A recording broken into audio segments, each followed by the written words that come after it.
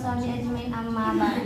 Yang saya muliakan pengasuh Pondok Pesantren Nahdlatul Ulum Cepaka, yang beserta keluarga besarnya yang semoga-moga dibanyakan rezekinya dan semoga-moga yang saya muliakan pengasuh Pondok Pesantren Nahdlatul Ulum Cepaka beserta keluarga besarnya yang semoga-moga Allah berikan cinta dan kasihnya kepada beliau. Amin. Dan tidak lupa pula teman-teman seperjuangan yang saya banggakan dan yang saya muliakan guru IPA kita bersama yakni Pak Sisdharma Wirawasita yang semoga-moga dilancarkan rezekinya. Amin. Amin. Baik, pada hari Minggu tanggal 28 Januari 2024 ini saya dan teman-teman saya akan membawakan presentasi yang berjudul bioteknologi. Baik, saya sebagai MC akan membacakan acara pertama pembukaan. Acara yang kedua pembacaan presentasi. Acara yang ketiga penutupan. Acara yang ketiga penutupan. Baik, acara yang pertama pembukaan, mari kita buka dengan membaca basmalah. Bismillahirrahmanirrahim. Acara yang kedua pembacaan presentasi yang akan dibawakan oleh Teh Bahjah. Baik, untuk Teh Bahjah waktu dan tempat kami persilakan. Terima kasih kepada MC telah mempersiapkan saya. Bioteknologi. Bioteknologi adalah cabang ilmu yang mempelajari pemanfaatan makhluk hidup.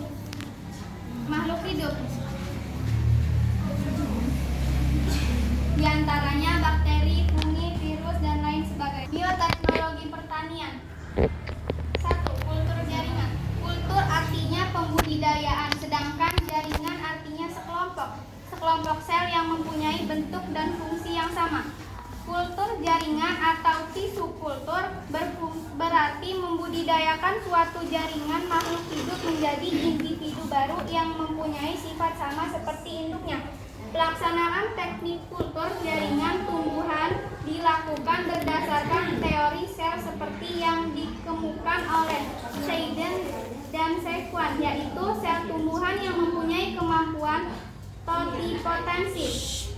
Totipotensi adalah kemampuan setiap sel tumbuhan dari bagian mana saja sel tersebut diambil, yang jika diletakkan dalam lingkungan yang sesuai akan tumbuh menjadi tumbuhan sempurna.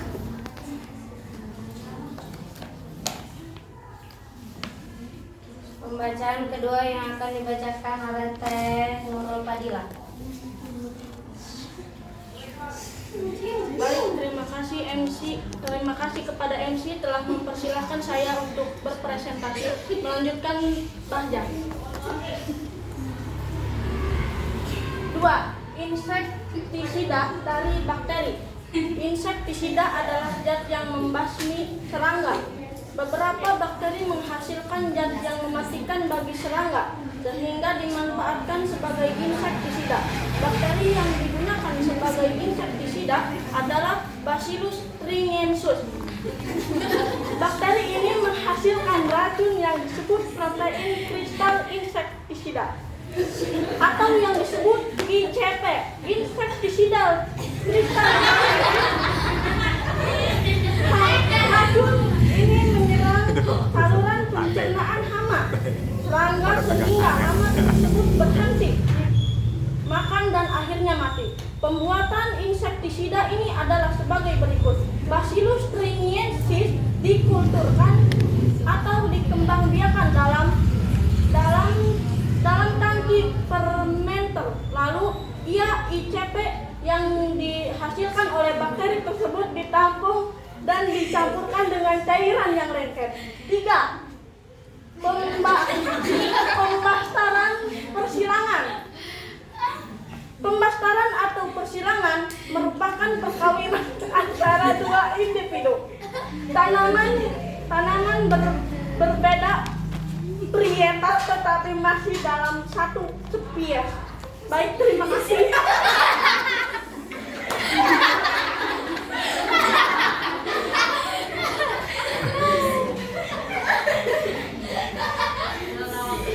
Baik, presentasi selanjutnya TTH. Waktu dan tempat kami persilakan.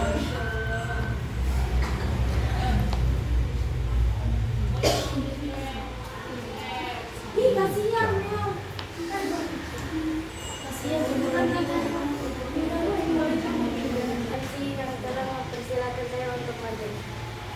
4. Teknologi nuklir. Teknologi nuklir adalah reaksi nuklir telah banyak digunakan untuk tujuan damai, bukan tujuan militer.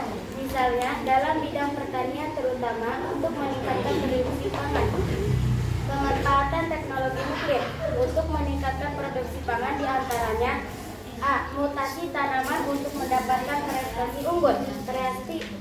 Varietas unggul adalah dapat diperoleh dengan cara meradiasi sel atau jaringan. B. Pemberantasan hama tanaman. Pemberantasan hama bertujuan untuk mematikan hama jantan. C. Pengawetan makanan. Pengawetan makanan bertujuan untuk menghambat pertunasan, memperpanjang masa simpan. D. Mengetahui masa pemupukan yang paling baik. Masa pertumbuhan yang setiap tanaman mempunyai masa pertumbuhan yang berbeda. Untuk mendapatkan hasil yang maksimal, perlu pemupukan yang tetap sesuai dengan masa pertumbuhan. Baik, terima kasih. Baik, pembacaan yang keempat yang akan dibacakan oleh Teh Ica. Waktu dan tempat kami Baik, terima kasih kepada MC telah mempersilahkan saya untuk maju melanjutkan TTH.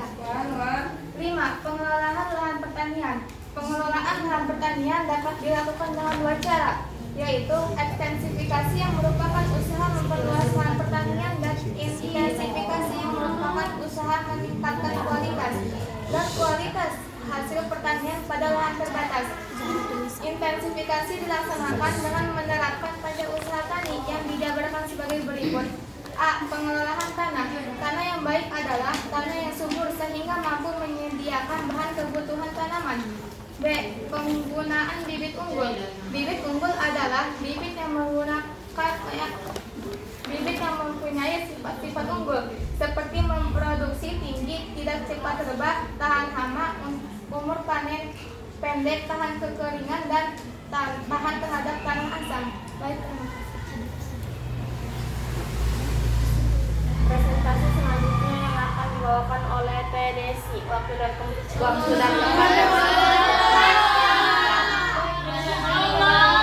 Adik-adik saya untuk berpresentasi. Saya akan melanjutkan presentasi yang dibawakan oleh Teh Ica. C. Pemupukan. Tujuan pemupukan adalah mengembalikan unsur hara yang hilang. Hal-hal yang perlu diperhatikan dalam pemupukan adalah dosis pupuk, masa pertumbuhan tanaman, dan jenis pupuk. D. Pengairan yang baik. Peningkatan produksi pangan juga dipengaruhi oleh pengairan yang baik pada lahan tada hujan. Pengairan bergantung pada hujan. Untuk mengatasi masalah keterbatasan air, dibuatlah waduk atau bendungan untuk menampung air. Dengan demikian, pada musim kemarau, sawah tetap mendapat pasokan air sehingga hasil panen dapat meningkat. Pemberantasan hama, goma, dan penyakit tanaman. Pemberantasan hama, goma, dan penyakit tanaman dapat dilakukan dengan beberapa cara, yaitu secara biologis, menggunakan predator atau pemangsa hama tersebut, secara kimiawi dengan menggunakan bahan-bahan kimia,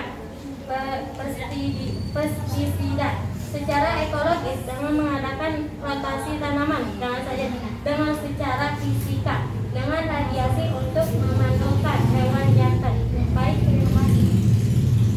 Pembacaan selanjutnya akan dibacakan oleh Teh Wafika. Waktu dan tempat kami persilakan. Baik, terima kasih MC telah mempersilakan saya untuk berpresentasi.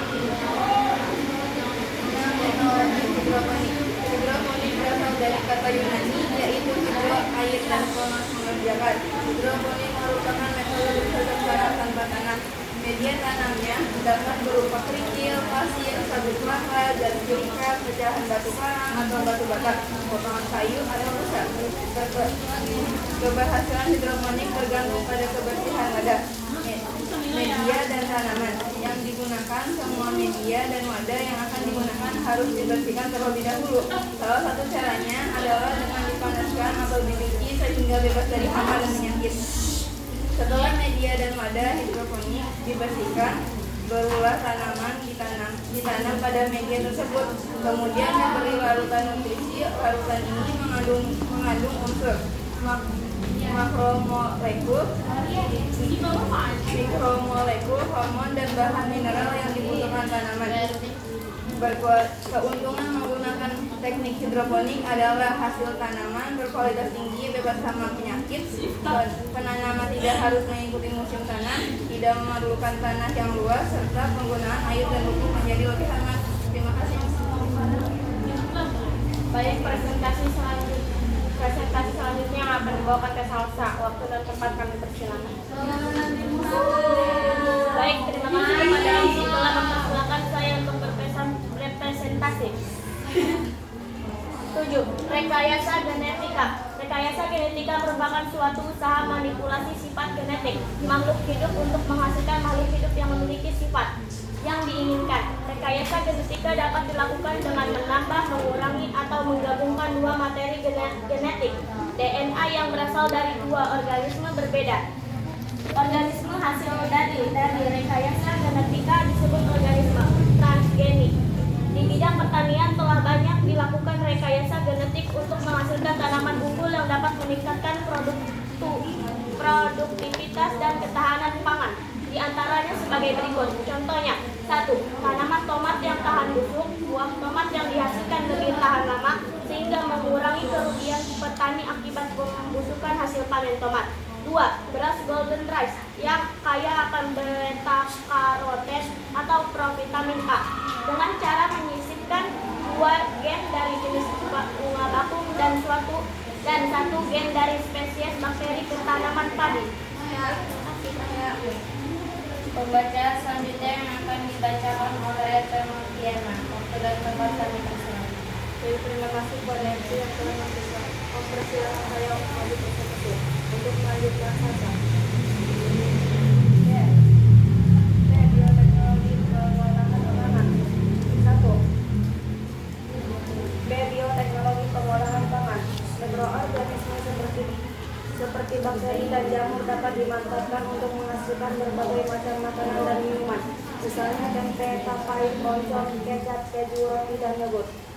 1. Tempe. Proses pembuatan tempe adalah sebagai berikut.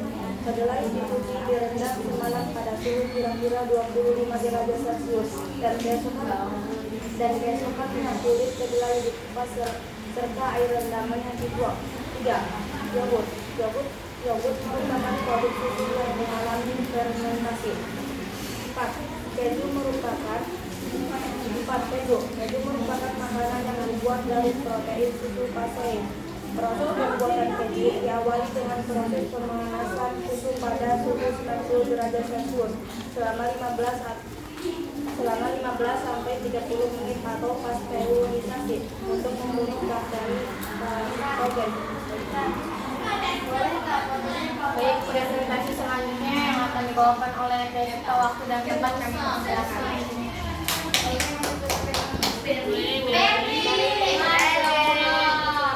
untuk berpresentasi untuk melanjutkan bioteknologi peternakan.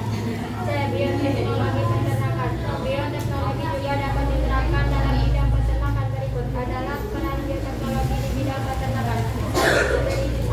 Hibridisasi merupakan perkawinan antara dua individu hewan yang mempunyai dua sifat beda, tetapi masih dalam satu spesies melalui hibridisasi. Seorang ahli pemilihan hewan dapat menghasilkan hewan yang memiliki sifat unggul. Sebagai contoh, sapi A memiliki sifat berdaging gemuk dikawinkan dengan sapi B yang menghasilkan air susu yang banyak, maka dapat dihasilkan individu sapi baru yang memiliki sifat daging gemuk dan menghasilkan susu banyak.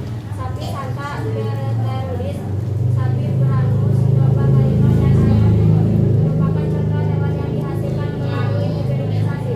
Baik, Pembacaan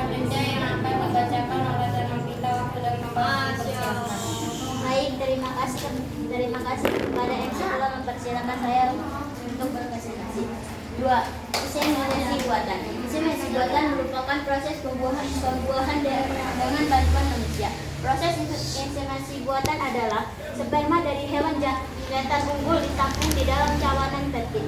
Seperti sperma tersebut kemudian dimasukkan ke dalam alat inseminasi buatan. Setelah itu, alat inseminasi buatan dimasukkan ke rahim hewan betina dan sperma disuntikan secara perlahan-lahan.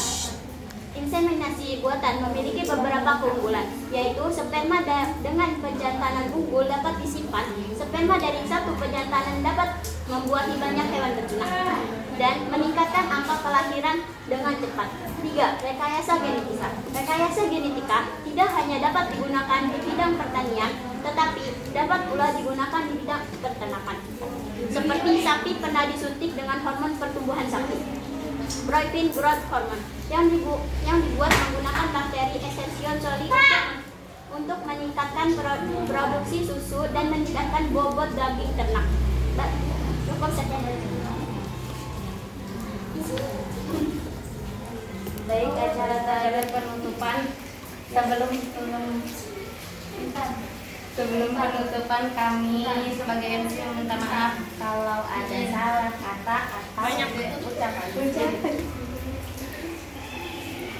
Mari kita tutup acara ini dengan membaca hamdalah.